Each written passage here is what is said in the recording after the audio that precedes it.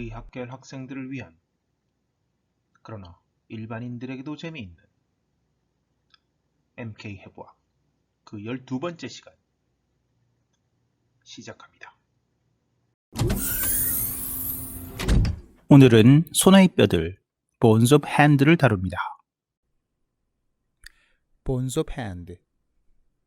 네, Bones of Hand, 손뼈에는 손목뼈, carpal bone, 혹은 carpus, wrist bone이라고 그러죠. 그리고 손허리뼈, metacarpal bone, 혹은 metacarpus, 그리고 손가락뼈, phalanges, 요 세 가지로 나누게 됩니다. 먼저 손목뼈를 알아봅니다.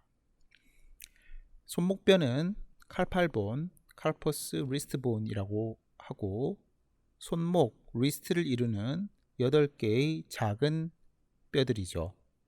4개씩 두 열로 이루어져 있는데요. 먼저 몸쪽 줄, proximal row, 하고 먼쪽 줄, distal row의 두 열로 이루어져 있다고 보면 됩니다. 이들은 서로 골간 인대로 연결되어 있으며 서로 미끄러지듯이 움직이죠. 몸쪽 줄, proximal row를 먼저 알아봅니다. 뼈의 방향은 radius에서 ulna, 즉 lateral에서 medial 방향입니다. 첫 번째 손배뼈, scaphoid 혹은 navicular bone, scaphoid bone이라고 훨씬 많이 부릅니다. 작은 배 모양이고 그 장축면, 좀 더 정확히 말하면 palmar surface의 distolateral part에 둥근 결절, tubercle이 있습니다. 두 번째 뼈는 반달뼈, lunate bone입니다. 반달 모양의 뼈죠. 이름 그대로. Kienbeck's disease라고 해서 avascular necrosis of lunate의 증상을 보이는 원인이 잘 알려져 있지 않은 질병과 연관이 되어 있습니다. 세 번째는 세모뼈라서 triangular bone이라고도 하고 triquetrium이라고도 부릅니다. 삼각뿔 혹은 피라미드 모양의 뼈입니다. 네 번째는 콩알뼈로서 pisiform bone.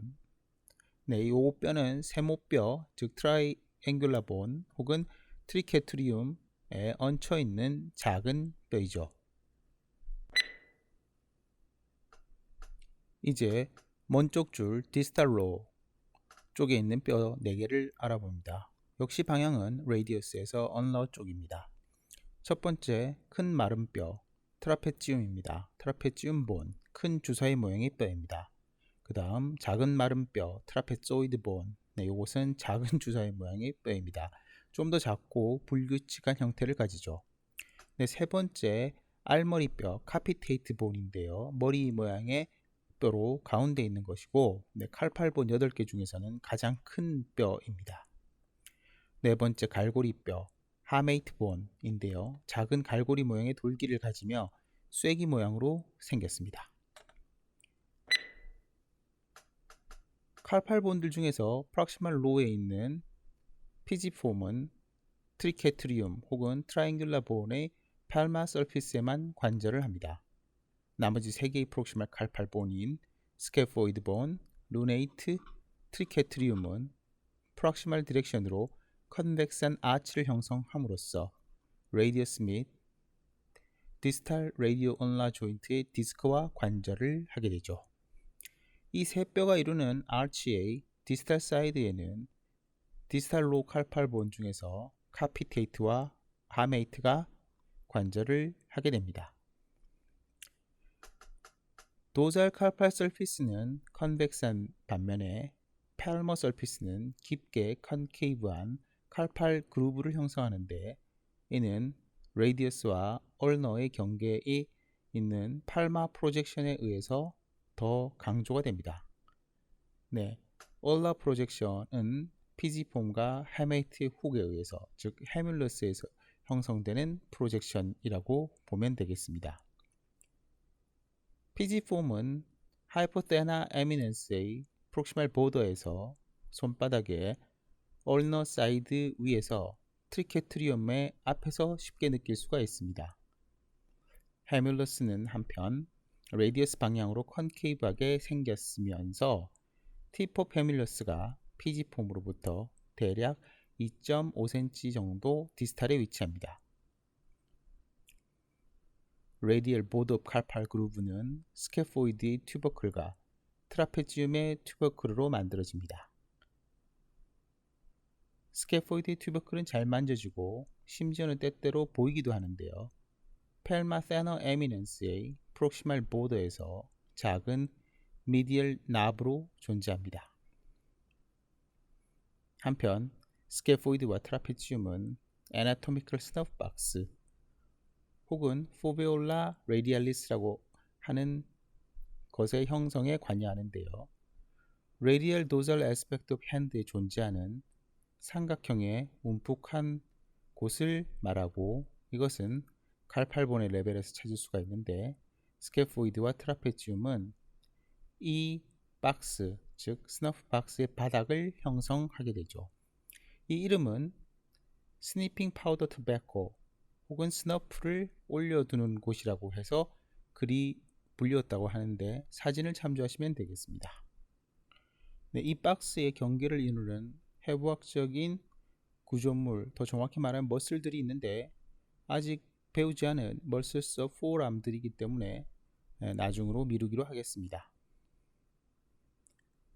칼팔 그루브는 그 변연에 부착하는 플렉서 레티나큘럼에 의해서 칼팔 터널을 형성하게 되는데 이 터널은 플렉서 텐던들과 미디얼 너브가 손으로 향해 들어가는 통로가 됩니다. 이 레티나큘럼이 칼푸스 혹은 칼팔 본드를 강화시키고 플렉서의 에피션시를 증가시키는 역할을 하죠. 플렉서 레티나큘럼이라고 하는 것은 트랜스버스 칼팔 리거먼트 혹은 anterior annular ligament라고도 불리는 손의 손목에 가까운 펠머사이드 쪽에 있는 파이브로스 밴드입니다. 이것은 칼팔 본들 위에서 아치를 형성하면서 이들을 커버하고 있는데 이것이 바로 칼팔 터널입니다. 칼팔 터널 신드롬, 손목 터널 증후군, 한자 용어로는 수근관 증후군이라고 하는 증상은 여러분들도 많이 들어보셨을 텐데요. 위에 말씀드렸던 칼팔 터널, 손목 터널 내에 한 개 혹은 여러 개의 건이나 조직의 염증이 발생하고 부어서 이들이 섬유화되는 경우도 있고요. 그런 상태에서 다른 구조물에 압력을 가하게 되었을 때 주로 지나다니는 미디안 너브가 관련이 되어서 발생하는 현상입니다. 이 칼팔 터널 신드롬은 가장 흔히 일어나는 너브 인트랩먼트 신드롬 중에 하나이죠. 칼팔 터널 자체가 매우 질긴 결합 조직이기 때문에 팽창되는 정도가 한정적이다 보니 발생되는 현상입니다. 사실 이 질환은 평생 걸릴 확률이 50% 이상으로 알려져 있는 매우 흔한 질환이고 팔에서 발생하는 신경질환 중에서 가장 흔합니다. 이 증후군은 손목과 손가락의 반복적인 움직임이 그 병인과 연관이 되어 있는 것으로 추측되는데 타이피스트, 피아니스트, 고기를 써는 미트커터, 정육점 직원들에게 흔히 나타난다고 하는 것이 외국 문헌의 설명이고 우리나라에서는 김밥 천국과 같이 다량의 김밥을 많은 분들에게도 자주 발생하는 것으로 알려져 있고 가사일이 많은 주부들 그리고 소프트웨어 개발자, 키보드를 많이 두드리시는 분들에게도 많이 발생한다고 알려져 있습니다. 하지만 그 정확한 병인이 알려져 있는 것은 아닙니다.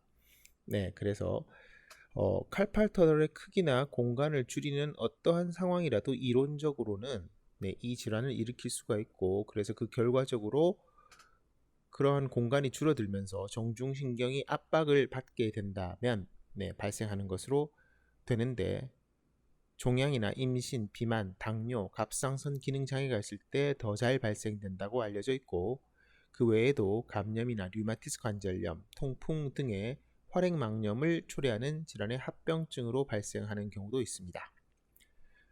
증상은 통증과 감각 이상 및 운동 장애로 나누어 볼 수가 있습니다. 엄지, 검지, 중지, 손바닥 부위에서 저리고 타는 듯한 통증과 손저림, 이상 감각을 호소합니다. 통증 및 이상 감각의 성격은 불확실하고 모호한 경우도 있습니다. 1분에서 2분 동안 손목을 굽히고 있을 때 해당 부위의 저림이 유발되기도 하고 손목을 두드릴 때 동일한 증상이 유발되기도 합니다. 심한 경우는 잠자는 도중에도 손이 타는 듯한 통증을 느껴서 잠에서 깨고 손목을 터는 것과 같이 손과 손목을 움직이는 동작을 계속하면 통증이 가라앉는 경우도 있습니다. 질병이 어느 정도 진행되면 엄지 쪽의 감각이 떨어져서 엄지 근육의 쇠약 및 위축이 나타나기도 하고 손의 힘이 약해지고 손목을 잘 못 쓰는 것과 같은 운동 마비 증세가 발생하기도 합니다. 손가락 및 손바닥이 부은 것 같은 부종감을 호소하지만 일반적으로 실제로 부어 있지는 않습니다. 찬물을 손에 대거나 날씨가 추우면 손끝이 유난히 시리고 저린 현상도 관찰됩니다. 치료의 원칙은 정중신경을 압박하는 국소 원인을 찾아서 이를 제거해 주는 것이 제일 좋은데요. 불행하게도 그 원인을 찾기가 어려운 경우가 대부분입니다. 치료 자체는 비수술적 치료와 수술적 치료로 크게 나누어 볼 수가 있습니다.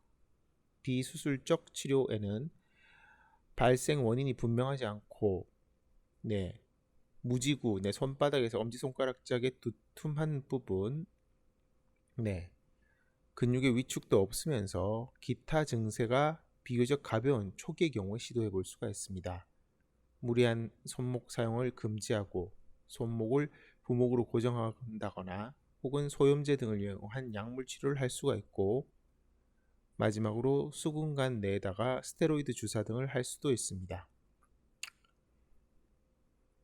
수술적 치료로서는 외과적인 수술로 수근관을 넓혀주는 것인데 사실 이것이 가장 효과적인 치료 방법이긴 합니다.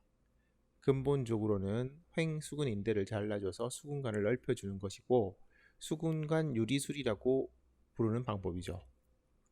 피부 절개를 어떻게 하는지에 따라서 개방성 혹은 관절경적 방법으로 나눌 수가 있습니다. 개방적 수근관 유리술은 국소 마취 하에 2 내지 3cm 절개로 수술이 가능한 비교적 간단한 시술이고 최근 많이 발전하면서 거의 이 방법으로 수술을 하는 것으로 알려져 있습니다.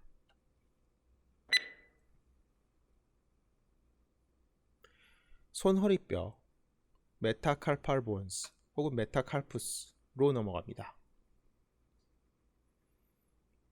손허리뼈 메타칼팔 본은 5개로 이루어지며 전통적으로 엄지 쪽에서부터 즉 레디오올라 디렉션으로 제1, 제2, 제3, 제4, 제5 손허리뼈라고 부릅니다. 즉 레디어스에 가까운 쪽 엄지 손가락 쪽을 first 메타칼팔 본이라고 한다는 것이죠. 이들은 작은 롱본으로서 디스탈 헤드, 셔프트, 그리고 익스펜디드 베이스의 세 부분으로 나눌 수 있는 구조입니다.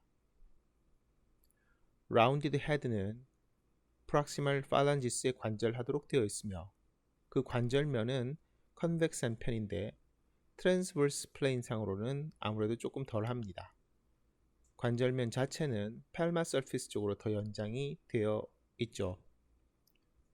저희의 운동을 생각해 보시면 당연한 것입니다. 흔히들 말하는 너클이 형성되는 부위가 바로 메타칼팔 본의 헤드라고 보시면 됩니다. 메타칼팔 본의 베이스는 칼팔 본의 디스탈 로우와 관절하고 또한 인접한 서로에게 관절을 하는데 첫째와 둘째 사이에는 그런 관절이 없습니다. 셔프트는 란지튜디널하게 펠머 사이드에서는 컨케이브한데요. 펠머 머슬들의 부착을 위한 할로우를 제공합니다. 내측 4개의 메타칼팔 본들은 서서히 프록시모 디스탈 방향으로 다이볼지한 형태입니다. 반면 첫 번째 메타칼팔 본은 보다 앞쪽에 위치하고 있으며 내측으로는 장축이 90도 정도 틀어져 있어서 형태학적으로는 그 노잘 서피스가 실제로는 레터럴 쪽이 되고 레디얼 보더가 팔머 사이드가 되고 팔머 서피스는 미디얼 쪽 그리고 얼라 보더는 노잘이 되는 그러한 형태입니다. 여러분들의 손을 들어서 보시면 바로 확인이 됩니다. 이러한 구조이기 때문에 엄지손가락은 플렉션을 통해서 다른 네 손가락과 오포지션이라는 운동을 할 수가 있습니다. 여기에서 덤의 미디얼 로테이션이 아주 중요하고요. 이것이 흔히 얘기하는 매뉴얼 덱스테러티와 깊은 관계가 있습니다. 또한 물건을 쥘 때 그 그립의 질을 결정하게 되죠. 첫 번째 메탈 칼팔 본에는 팔마 에스펙트의 radial and ulnar articular eminence 위에 세사모이드 본이 있습니다. 좀 자세하게는 어덕터 폴리시스 and 플렉서 폴리시스 브레비스에 있는 녀석들이죠. 다른 메타칼팔 본의 위치에서도 이 세사모이드 본들은 발견될 수가 있는데 그 발견률은 상당히 차이가 있습니다. 이들은 텐던의 마모를 방지하는 역할을 하는데요. 사실 우리 몸에서 제일 큰 세사모이드 본이라고 하면 파텔라, 니캡, 즉 무릎뼈가 되죠. 세사모이드 본은 텐던이나 머슬에 임베드 되어 있는 뼈로서 일종의 도르래처럼 텐던이 그 위를 슬라이드 오버할 수 있는 매끈한 표면을 제공해서 근육에 힘을 전달하는 텐던의 역할을 극대화해주는 기능이 있습니다. 보통 세사모이드 본은 작은 노듈라 본인데요. 이들의 캘시피케이션이 성장에 있어서 퓨버탈 그로스 스포트의 중요한 피처이기 때문에 실제로 치과 교정학 영역에서도 상당히 중요하게 생각하고 있습니다. 네, 마지막으로 손가락뼈가 있죠. 펠란지스. 이것을 다루어 봅니다. 펠런지스는 손가락을 이루는 작은 긴 뼈들로서 세 마디로 되어 있는데 엄지손가락의 경우는 두 마디입니다. 세 마디의 경우에는 첫 마디뼈, 프록시멀 펠런스, 중간 마디뼈, 미들 펠런스, 끝 마디뼈, 디스탈 펠런스로 구성되며 엄지손가락에는 중간 마디뼈가 없습니다. 네, 사실 펠란지스라는 용어는 펠랑스의 복수형이고 철자를 다르게 쓰기도 하는데 밀집한 대형, 방진 이런 의미로도 사용이 되고 실제로 고대 그리스의 군사적인 방진, 특히 이렇게 이제 사각형 모양으로 만들어진 포메이션 중에 하나라고 볼 수 있는데 대충은 여기에 참가되는 병사들이 헤비 인펀트리라고 할 수 있고 주로 무기로는 폴 웨펀들 그러니까 스피어 혹은 파이크스 같은 것들을 가지고 있는 형태의 포메이션이라고 할 수 있어서 영화라든지 아니면 게임에도 제법 등장하는 편입니다. 해부학적인 용어에서는 손가락뼈로 사용이 되는데요. 각각 헤드, 셰프트, 프록시멀 베이스를 가지고 있습니다. 셰프트는 디스탈 방향으로 테이퍼하며 셰프트의 도잘 서피스는 트랜스버스 플레인 상에서 컨벡스합니다. 반면 펠마 서피스는 트랜스버스 플레인 상에서는 플랫하거나 살짝 컨케이브 하죠. 프록시멀 펠런스에서 베이스는 메타칼팔 본과 관절하는 컨케이브하고 오벌한 아티큘러 페이셋을 가지죠. 메타칼팔 본에서 말씀드렸던 메타칼팔 본의 헤드가 가지는 라운드한 생김새를 생각해보면 이해가 됩니다. 각각의 헤드들은 부드럽게 그루브진 도르래 비슷한 형태로서 팔마 서피스 쪽으로 살짝 치우쳐 있습니다. 역시 손가락 관절의 움직임을 생각해보면 당연하죠.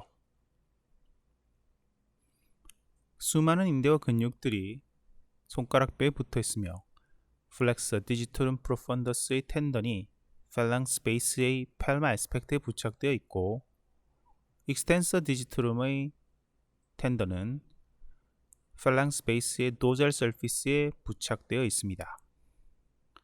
펠란지스의 아스피케이션은 셰프트의 프라이머리 센터와 프록시멀 에피피지얼 센터에서 일어납니다. 일반적으로 셰프트의 골화는 출생 전부터 시작되는데 디스탈 펠란지스가 8주 혹은 9주에서부터, 프록시멀 펠란지스는 10주 정도에, 미들 펠란지스는 11주 정도나 그 후에 일어나는 것으로 알려져 있습니다.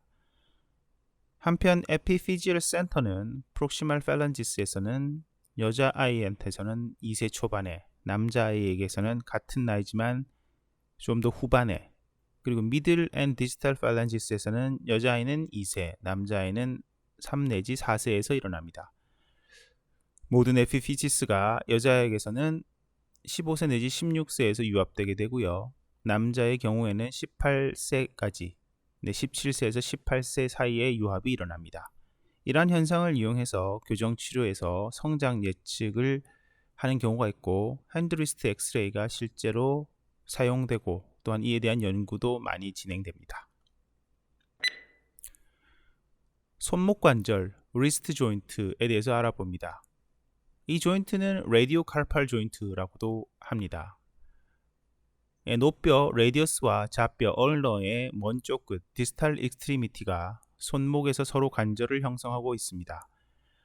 노뼈 레디어스의 먼쪽 끝 디스탈 익스트리미티는 손목뼈 칼팔본과 직접 관절하게 되고요.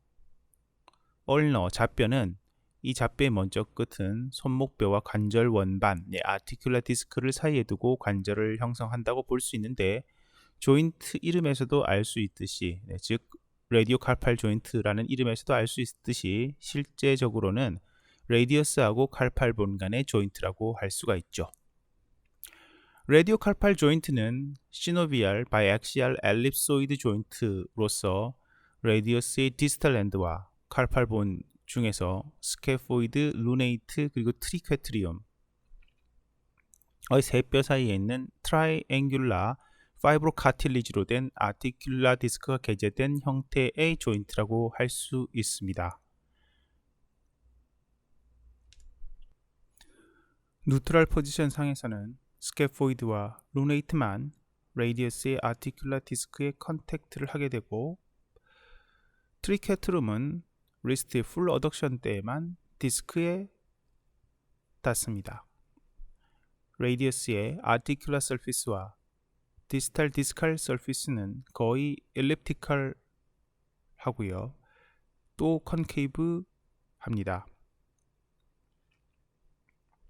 이곳에서 굽힘, 플렉션 85도, 익스텐션 85도, 벌림 45도, 몸 15도, 회전 등의 운동이 일어날 수 있습니다.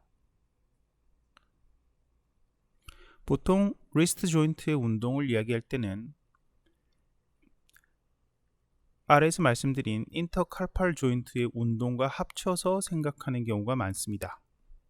플렉션 자체가 대부분 라디오 칼팔 조인트에서 일어나는 데 비해 익스텐션 때에는 미드칼팔 조인트에서의 참여도가 좀 높아지죠. 어덕션도 대부분 라디오 칼팔 조인트에서 일어납니다.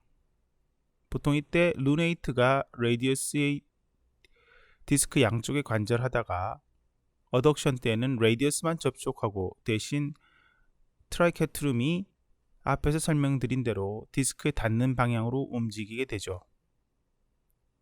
벌림이 모은보다 제한되어 있는데, 이것은 가쪽에 있는 노뼈 레디어스의 붙돌기 스타일로이드 프로세스가 안쪽에 있는 좌뼈 얼너의 붙돌기보다 더 밑으로 내려와 있어서 벌림 운동 시 손목뼈 칼팔본이 운동이 방해를 받기 때문입니다. 이 관절의 윗부분은 정리해 볼 때 레디어스의 손목 관절면, 칼팔 아티큘라 서피스 오브 레디어스가 있는 것이고요. 그리고 또 아티큘라 디스크가 있습니다. 반면 아랫뼈에서는 말씀드렸던 손배뼈, 스케포이드 본, 반달뼈, 루네이트 본, 세모뼈, 트라이케트룸 혹은 트라이앵귤라 본이 있는 형태이죠. 칼팔 조인트로 넘어갑니다. 이 칼팔 조인트, 인터칼팔 조인트는 칼팔 본들을 서로 연결하는 관절로서 관절면은 새들 쉐입트, 엘립소이드 올 스페로이드한 그런 형태를 띠고 있습니다. 칼팔 본들은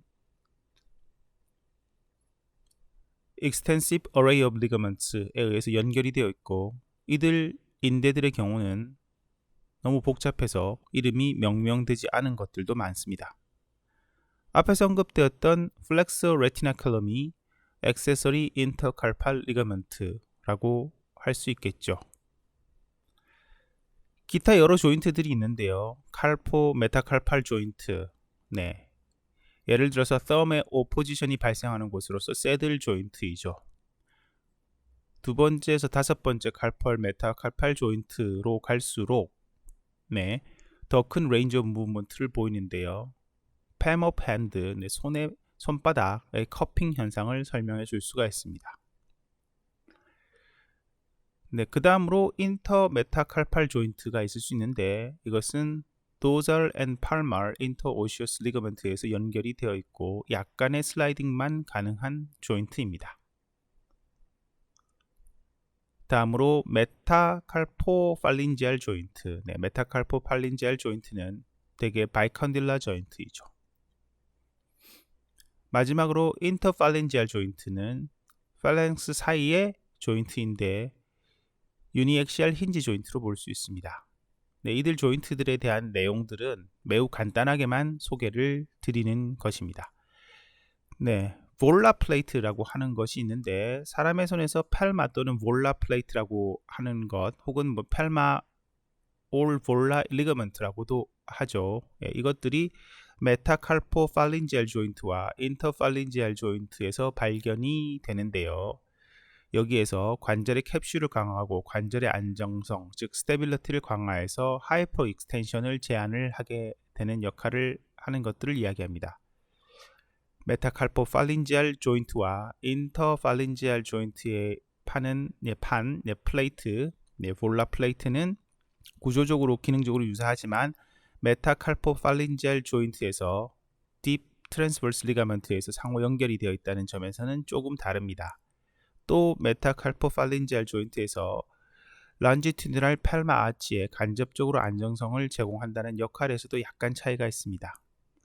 엄지손가락의 경우에 메타칼포팔린지알 조인트의 볼라 플레이트는 가로와 세로의 직사각형 모양으로 다른 손가락에 비해서 좀 짧은 편이죠. 번외로 게임키퍼스 덤이라고 하는 증상이 있는데요.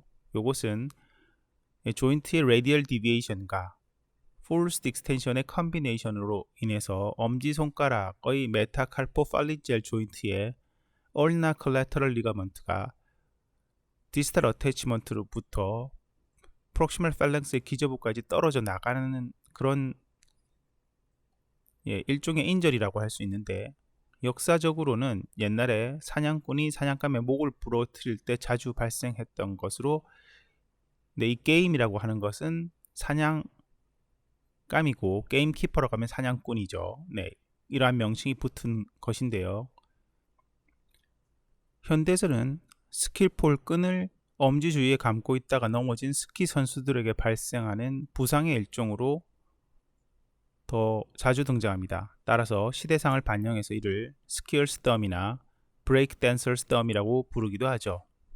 약간의 차이점이라고 하면 게임키퍼스 덤이라고 하는 개념은 스트레스와 리피터티브 크로닉 나운 트라우마틱 오버유즈에 의한 인절이라는 점에 반해서 스키어스 덤은 어큐트 인저리인 경우가 많다고 할 수 있겠죠. 마지막으로 칼팔 보온들의 골화 시기에 대해서 잠깐 언급합니다. 손목뼈들은 출생 시에는 카틸리지너스 하다가 캐피테이트와 하메이트부터 시작해서 골화가 시작되고 캐피테이트에서 제일 처음 그리고 피지폼이 제일 마지막에 골화되는데 개인차가 꽤 있습니다. 특히 여자아이가 남자아이보다 골화되는 시기가 빠르죠. 알머리뼈 캐피테이트 본은 생후 2개월, 갈고리뼈 하메이트 본은 3개월에 시작해서 생후 1년 이전에 골화가 마무리됩니다. 세모뼈 트라이케트룸은 생후 3년, 반달뼈 루네이트와 큰 마른 뼈 트라페지움 보는 생후 5년, 손배뼈 스케포이드 보는 생후 6년, 작은 마른 뼈 트라페조이드 보는 생후 8년, 콩알뼈 피지폰 보는 생후 12년 정도로 알려져 있습니다. 네, 앞서서도 말씀드렸지만 이러한 골화 시기는 핸드리스트 엑스레이라든가 이런 것들을 촬영해서 개체가 어느 정도의 성장 과정에 있는지를 추측하는데, 즉 성장 분석에 사용되는 것이 가장 큰 의미가 있고 치과 교정 치료에서도 자주 활용이 됩니다. 네, 여기까지 Bones of Hand, 손에 있는 뼈들을 다뤄보았습니다. 다음 시간에 뵙겠습니다. 감사합니다.